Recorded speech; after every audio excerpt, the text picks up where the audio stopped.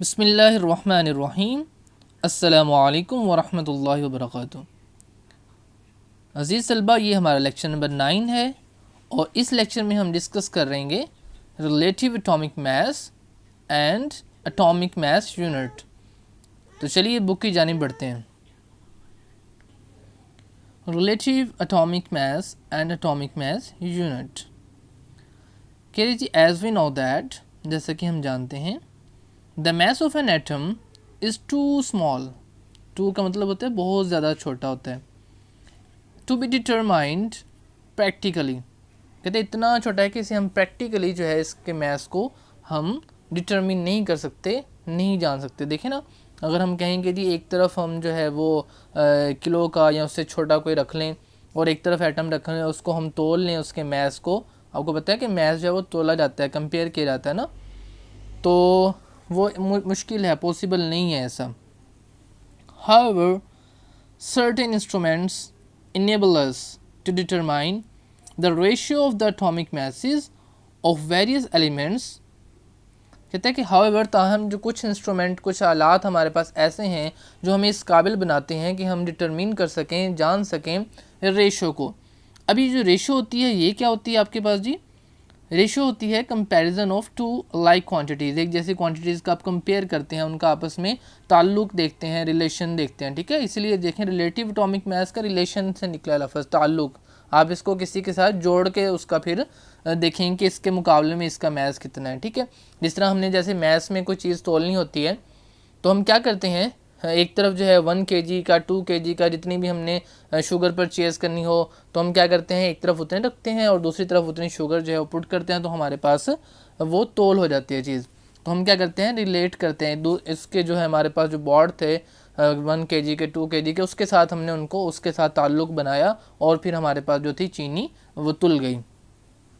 तो इस तरीके से determine ratio of the atomic message of various elements. तो कहते हैं इससे हमें जो है वो अटोमिक मैसेज जो है मुख्तलिफ एलिमेंट्स के, उनकी रेशो को डिटरमिन करने के, जानने के हमें काबिल बनाते हैं। कुछ हालात ऐसे हैं। So that carbon 12 atoms. तो कहता है कि जिस तरह हमारे पास carbon, so that to that of carbon 12 atom, कि हमारे पास जो है कार्बन के जो 12 एटम है उसके साथ उसको रेशो निकालने में हमारी मदद देते हैं। The ratio is known as the relative atomic mass of the element। तो जो रेशियो है वो क्या कहलाती है, रिलेटिव एटॉमिक मास कहलाती है उस एलिमेंट का। अब उसके बाद ये देखेंगे, ये डेफिनेशन दे रहा है कि हमारे पास रिलेटिव एटॉमिक मास यूनिट की डेफिनेशन है, तो इसको हाईलाइट ही कर लेते हैं साथ में।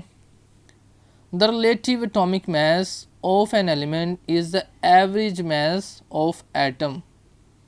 ये कहते हैं कि जो हमारे पास रिलेटिव एटॉमिक मास होता है किसका, एलिमेंट का, वो क्या होता है, एवरेज होता है। एवरेज किस तरह निकलती है, सम डिवाइडेड बाय टोटल करके, ठीक है।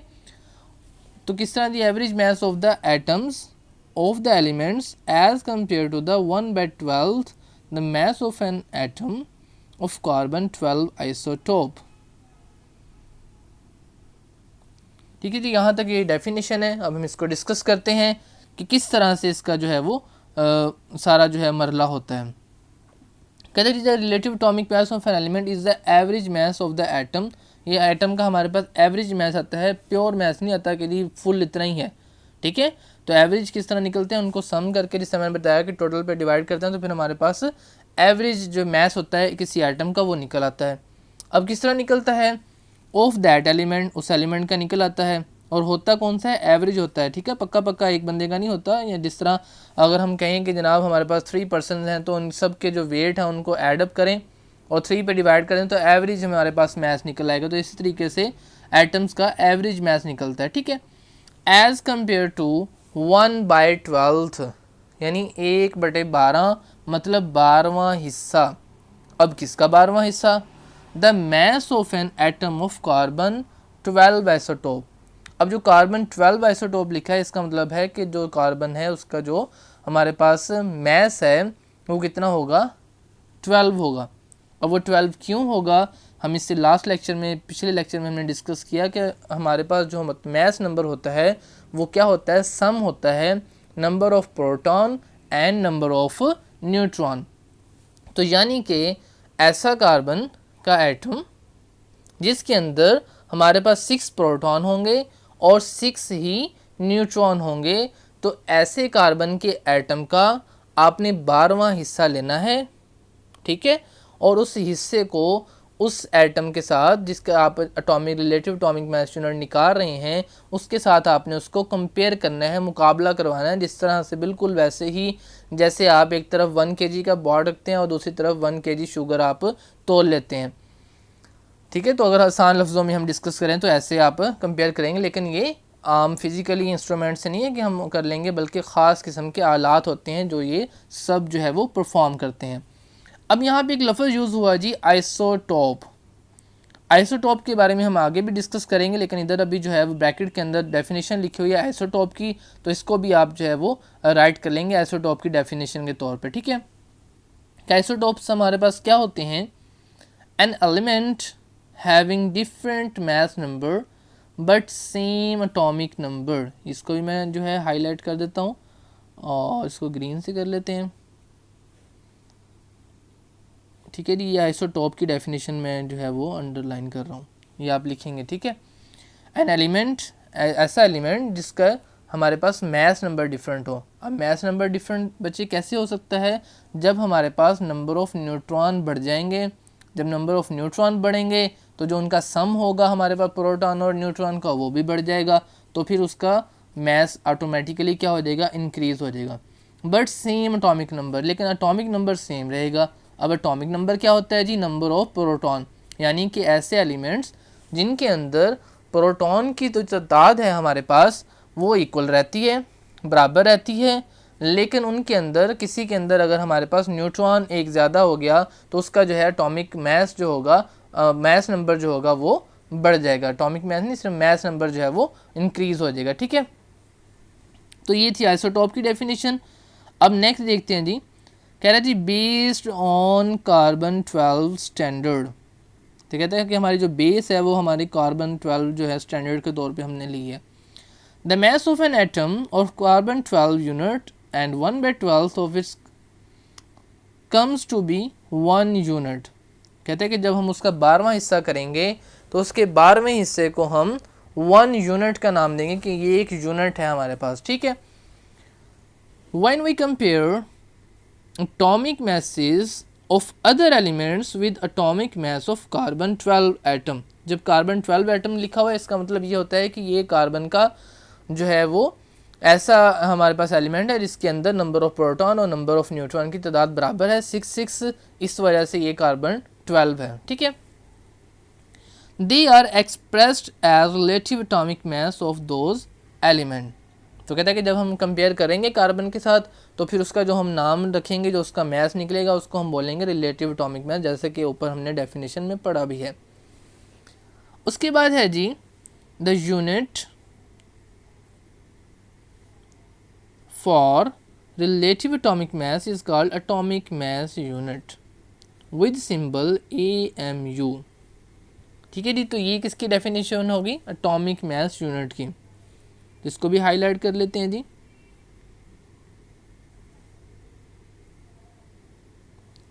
क्या जी? हमारे पास the unit for relative atomic mass is called atomic mass unit with symbol AMU, ठीक है जी।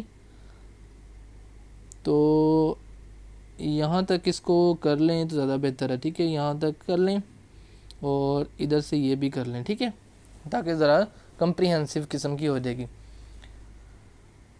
तो जी हमने यहाँ तक पढ़ लिया था कि जो हमारे पास यूनिट होता है उसका नाम क्या है? Atomic mass unit. और इसको शो किससे करते हैं? AMU से। AMU, A for atomic, M for mass, U for unit. और कह रहा है कि 1 AMU अब किसके इक्वल होगा?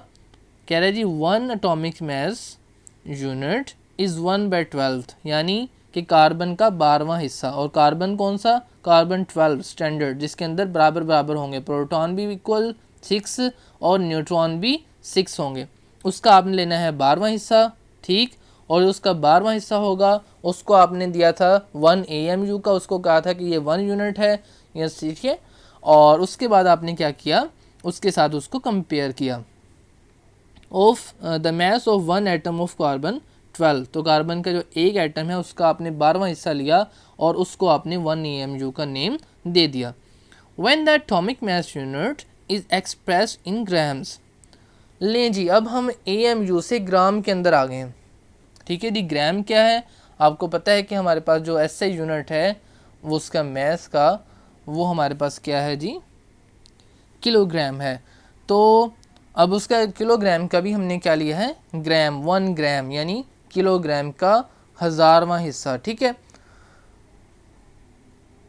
तो अब जी कह रहा है कि 1 AMU हमारे पास 1.66 मल्टीप्लाई बाई 10⁻⁻24 यानी कि बहुत कम वैल्यू है। यानी कि आपका जो डिजिट है वो डेसिमल है वो 1 के बाद जो है आप लेफ़्ट साइड पे 23 जीरो तो लगाएंगे, उसके बाद जाके आपका डेसिमल आएगा और बहुत ही जो है वो स्मॉल वैल्यू आपको मिलेगी।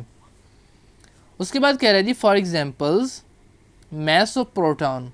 अब मैस ऑफ प्रोटॉन दे रहा है हमारे पास कितने हैं जी, आपने ये जितने भी मैसेज हैं सारे के सारे इनको आपने अच्छी तरीके से याद कर लेना। ठीक है जी, इन न्यूमेरिकल्स में भी यूज़ हो सकते हैं और इनमें जो है मल्टीपल चॉइस क्वेश्चन में भी सारी वैल्यूज़ आ सकती हैं, ये वाली भी 1 AMU वाली भी। उसके बाद है जी मैस ऑफ प्रोटॉन, लिखा हुआ 1.0073 AMU। AMU stand for atomic mass unit. फिर लिखा हुआ है और के बाद देखें लिखा हुआ है जी 1.672 मल्टीप्लाई 10⁻⁻24 ग्राम। ठीक है, उसके बाद है नीचे मैस ऑफ न्यूट्रॉन, तो मैस ऑफ न्यूट्रॉन 1.0087 AMU और ग्राम में देखें तो 1.674 मल्टीप्लाई बाई 10⁻⁻24 ग्राम। उसके बाद यदि मैस ऑफ इलेक्ट्रॉन वो देखिए हमारे पास कितने हैं 5.486 मल्टीप्लाई बाई 10⁻⁻4। देखिए बहुत इसका जो है मैस कम है। ठीक है, और 9.106 मल्टीप्लाई बाई 10⁻⁻28 ग्राम। तो ये जी मैसेज दिए हुए हैं प्रोटॉन, न्यूट्रॉन और इलेक्ट्रॉन के, और इनको AMU में भी आपने याद करना है और ग्राम में भी, और इनको राइट भी करना है। ठीक है, अब राइट में क्या क्या है, जितनी भी डेफिनेशंस मैंने हाईलाइट की हैं डेफिनेशंस हैं, याद करनी है, राइट करनी है, और ये भी राइट और जो है वो उसको आपने याद करना है। अब है जी टेस्ट यूर सेल्फ, अब आपका टेस्ट है जी, तो चलें आपकी थोड़ी सी हेल्प कर देते हैं, इसमें आपको डिस्कस कर लेते हैं इनको भी। कह रहा है जी कि हमारे पास how many AMU 1 gram of a substance has. तो बड़ा इजी है, देखें ऊपर हमारे पास दिया हुआ है ना कि 1 AMU कितने ग्राम के इक्वल होता है। तो अब वो पूछ रहा है हमसे कि 1 ग्राम के अंदर कितने AMU होंगे। ठीक है, तो आप क्या करेंगे, देखें जब हमारे पास 1 AMU दिया हुआ तो आप ये वाली जो चीज़ है, ये वाली वैल्यू, इसको यहाँ से मल्टीप्लाई हो रही है ना 1 ग्राम के साथ, G लिखा हुआ तो इसका मतलब होता है 1 ग्राम के 1 ग्राम लिखा हुआ है, तो आपने 1G करना है फाइंड। तो जो चीज़ फाइंड करनी होती है उसको एक तरफ रखेंगे और जितनी भी इसके साथ कोई वैल्यूज़ हैं मल्टीप्लाई हो रही हैं तो इधर आके AMU के नीचे आके क्या हो जाएंगी, डिवाइड हो जाएंगी। 1.66 मल्टीप्लाई 10⁻⁻24। तो जब आप इसको कैलकुलेट करेंगे 1 को 1.66 से डिवाइड करेंगे और 10⁻⁻24 को ऊपर लेके जाएंगे तो 10 की पावर जो है +24 हो जाएगी, और इसको आप सॉल्व करेंगे तो आपके पास जो आंसर आएगा वो ये आएगा जी, यहाँ पे मैं राइट कर देता हूँ, ये आएगा जी 6.022 मल्टीप्लाई 10⁻23। ठीक है जी, तो इस तरह पावर इस तरह साइड पे लिखनी है, मैंने ऊपर लिख दी है तो ज़रा थोड़ी सी साइड पे हो जाएगी। 6.00022 मल्टीप्लाई 10⁻23 AMU होते हैं किसके इक्वल, 1 ग्राम के। उसके बाद है जी इज एटॉमिक मास यूनिट ऐसा unit of an atom atomic mass. तो जी नहीं, बिल्कुल ऐसा यूनिट नहीं है। ऐसा यूनिट जो हमने पढ़े थे फिज़िक्स में तो उसमें ये नहीं था। ठीक है, बल्कि जो हमारे पास अमाउंट ऑफ सब्सटेंस है उसका यूनिट जो था वो मोल था। अब उसके बाद थर्ड है जी what is the relationship between atomic number and atomic mass. तो जी देखें रिलेशनशिप ये है कि एटॉमिक नंबर जो होता है हमारे पास प्रोटॉन होते हैं उसमें सिर्फ, और एटॉमिक मास में प्रोटॉन भी होते हैं और न्यूट्रॉन की भी होते हैं, उनकी जो सम है उसको क्या अपना कहेंगे हम एटॉमिक मास कहेंगे। ठीक है, उसके बाद है जी define relative atomic mass. Relative atomic mass की डेफिनेशन ऊपर हम करके आए हैं, वो आप डिफाइन में लिखेंगे। उसके बाद है जी why is atomic mass of an atom defined as relative atomic mass. कहते क्यों हम रिलेटिव एटॉमिक मास में इसको डिफ़ाइन करते हैं, क्योंकि हमारे पास जो है कोई इस तरह के हमारे पास प्रैक्टिकली कोई चीज़ नहीं है जिससे हम कर सकें, तो इसलिए हम क्या करते हैं, ऐसे इंस्ट्रूमेंट्स हमारे पास हैं जिससे हम रिलेट करके ही निकाल सकते हैं। तो इसलिए जो है वो रिलेटिव एटॉमिक मास यूनिट में ही जो है इसको मेजर किया जाता है, इसको मापा जाता है। ठीक है जी, तो यहाँ तक था जी हमारा आज का लेक्चर कंप्लीट हुआ जाता है। मिलते हैं इंशाल्लाह नेक्स्ट लेक्चर में, और अब तक के लिए इतना ही। अल्लाह हाफिज़। अस्सलाम वालेकुम व रहमतुल्लाहि व बरकातुहू।